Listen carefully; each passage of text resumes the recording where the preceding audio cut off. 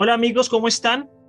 Seguimos con los temas de educación financiera para el canal de TRI, para que ustedes vean cómo pueden comprar y vender acciones a través de un celular.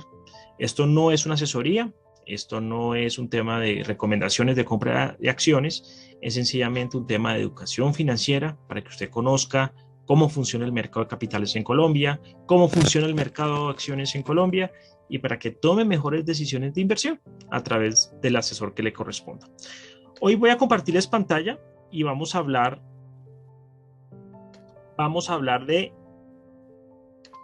el índice de bursatilidad accionaria, la liquidez de las acciones. Es un índice que sale cada mes. El último que lo habíamos visto era de diciembre. Entonces, periódicamente lo estamos actualizando para que usted entienda cómo se está formando la liquidez del mercado accionario. Es un índice que calcula la superfinanciera para aquellos que de pronto no se han familiarizado con él y tiene en cuenta el número de transacciones en un periodo de tiempo. Normalmente son 4 meses, entre noviembre y febrero. Dice, entre noviembre y febrero, en esos últimos 4 meses, primero, número de transacciones en el periodo, el valor de esas transacciones. Por ejemplo, en el caso de Ecopetrol, el promedio de cada operación es casi 22 millones de pesos. El número de ruedas en que se negoció. Entonces acá ustedes se dan cuenta que hay acciones que no se negociaron en los 81 días que tuvo esos 4 meses y le asignan un índice cuya metodología lo pueden revisar en la página de la Superfinanciera. Acá, ¿qué nos dice? Lo primero es que Ecopetrol y Bancolombia de lejos en el índice superan, el número de transacciones es impresionante y el monto también es importante, superan de lejos la liquidez. O sea, son las dos acciones más líquidas y adicionalmente las dos tienen ADR. Uno diría, bueno, la tercera más líquida es la tercera ADR, Grupo Aval.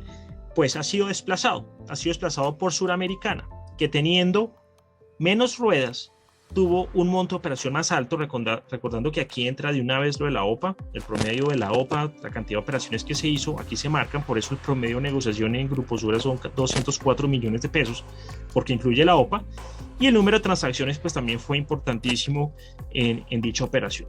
Después sigue Grupo Aval, negocia en promedio 20 millones de pesos, una buena cantidad de operaciones, y en azul he seleccionado esas acciones, se negocian muy parecido, es decir, se negocian parecido en el sentido en que tienen un mismo número de transacciones, se negocian casi prácticamente todos los días, tienen un promedio de negociación entre 20 y 50 millones de pesos por operación. Acá, por ejemplo, también se nos dispara Nutresa, precisamente por lo mismo, por el tema de la OPA, en menos días negociado, pero un valor alto de operación. Aquí entra la OPA de enero, no alcanza a entrar la OPA de febrero, la OPA que se terminó el 28 de febrero fue adjudicada en marzo, ni tampoco la tercera OPA alcanza a entrar. Entonces vamos a tener este índice casi que durante el primer semestre del año con esos, digamos, esos altibajos de la OPA para Grupo Sura y Nutresa. Entonces siguen siendo consideradas acciones de alta liquidez, pero en la medida que ya pasen las OPA y que pasen 4 meses desde la última adjudicación de la última OPA, van a perder liquidez. Se ha absorbido mucho accionista, mucho flotante. La tercera OPA pues va a ser fuerte también. Hay mucha gente que quiere vender, siguen, digamos, recogiendo acciones que hay en el mercado. Entonces van a perder, seguramente van a estar de alta y van a pasar de media, como ha pasado con otras acciones que les han hecho OPA. Pasó con Cemex, pasó con Éxito. En verde ya aparecen acciones que no son tan fuertes como desde Grupo Energía. Miren la diferencia tan importante que hay desde Grupo Energía de Bogotá hacia las que están aquí abajo. ¿Sí? Es importante, pero son acciones que todavía se mantienen con alta liquidez. Toca tener cuidado de que no vayan a perder alguna liquidez porque puede que se afecten un poco. Miren acá lo interesante, Terpel entra a alta liquidez con 4 millones de pesos en promedio, importante.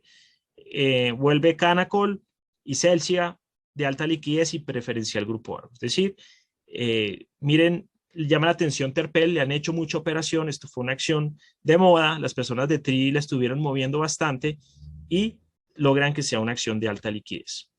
Bueno, continuamos. Acciones de media bursatilidad. En media bursatilidad es señalado en amarillo. Bueno, acá hay 17 especies, acá también hay 17. He señalado en amarillo las especies que están en el índice Colcap. Llama la atención con concreto es una compañía que no está en el índice, perdió capitalización bursátil por el tema de la caída de precio, tiene un bajo monto de operación por operación, 4 millones de pesos, pero alcanza a tener mucho más liquidez que varias acciones del índice Colca, como Preferencia Largos, como BBC, como Banco Bogotá. Bueno, entonces, estas son compañías de media bursatilidad, tienden a ser de alta y de media, sobre todo la parte alta, tienden a cambiar un poco, pero son compañías que donde hagan una emisión de acciones o mejoren su democratización accionaria, pasarían de alta. Y empiezan a pelear entrada al Colcap. En este grupo con concreto estuvo en el Colcap y salió, Éxito estuvo en el Colcap y salió, Cemex estuvo en el Colcap y salió, Grupo Aval estuvo en el Colcap y salió. ¿Por qué? Por la liquidez. Lo mismo, Fabricato estuvo en el Colcap y salió, y también en una época, hace como unos, antes de la quiebra de Interbolsa, más o menos por esa época, y lo mismo Acerías Paz del Río hace 10 años, Acerías Paz del Río y Enca, al principio del Colcap, habían tan poquitas especies que alcanzaron a entrar. El Cóndor y Villa sí nunca han estado, nunca han logrado estar y quién sabe si lo logren porque son acciones de realmente muy baja liquidez. Entonces aquí empezamos a ver que esas acciones, digamos Paz del Río, entra la OPA, un monto de operación alto, y aquí vemos en el Cóndor un bajo monto, en Éxito más o menos, pero llama la atención esas compañías que negocian bajos montos por operación. Digamos que empiezan a perder un poco de fuerza en cuanto a cruces grandes de fondos internacionales y extranjeros. Pero miren que son acciones que no se negocian todos los días. Sobre todo esta parte final con Enca, Paz del Río y Villas, ya empieza a afectarse la negociación. Pero bueno, hay un buen número de acciones de alta liquidez y un fuerte número de acciones de media bursatilidad. En las acciones de baja quedan tres compañías, la mayoría de baja han tratado de pasar hacia alta liquidez. Está BBVA Colombia, está Banco Popular y Banco Occidente.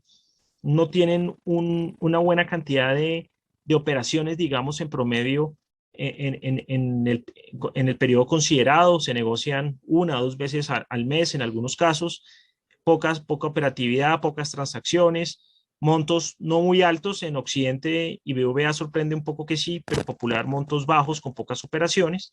Y tenemos unas de mínima bursatilidad que son operaciones muy esporádicas. Alguien aparece vendiendo y alguien las compra. En fin, son muy exóticas. Son operaciones que se hacen muy de vez en cuando.